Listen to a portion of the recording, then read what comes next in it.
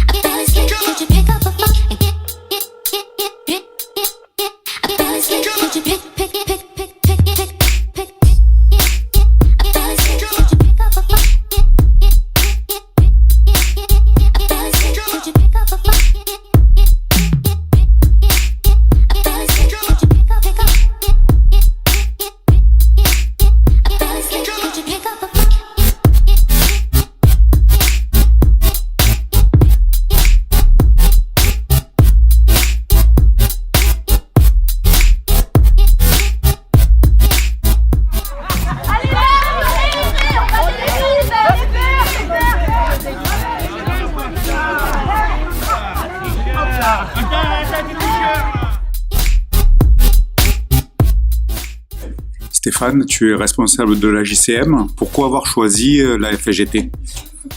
Tout simplement parce qu'on est un club omnisport. Donc on a plusieurs activités, le judo, le foot, le bowling, le gym, ce qui nous permet en fait de pouvoir évoluer avec une seule licence sur toutes les sections.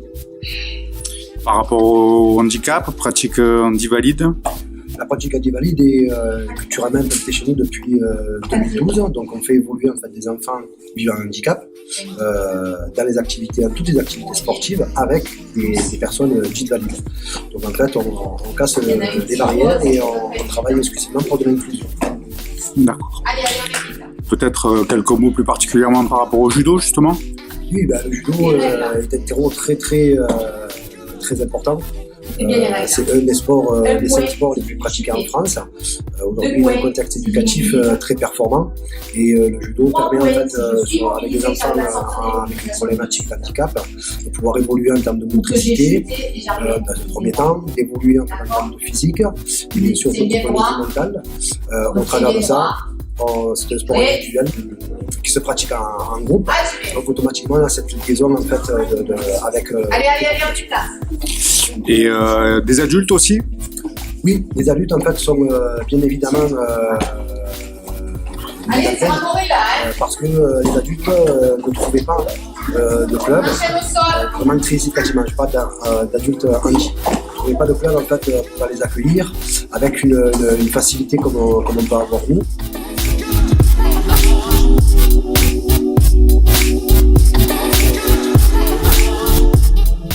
Le concept de BPA7, c'est balle au pied auto-arbitré.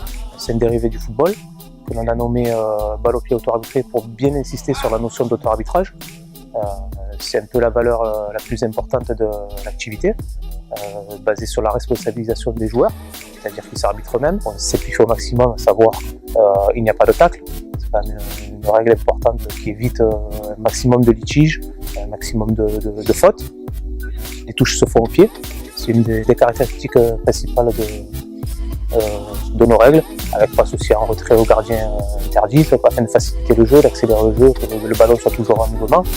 Il n'y a pas de hors-jeu aussi, étant donné qu'il n'y a pas d'arbitre, déjà avec des arbitres c'est difficile à juger. Là on ne fait que jouer au ballon.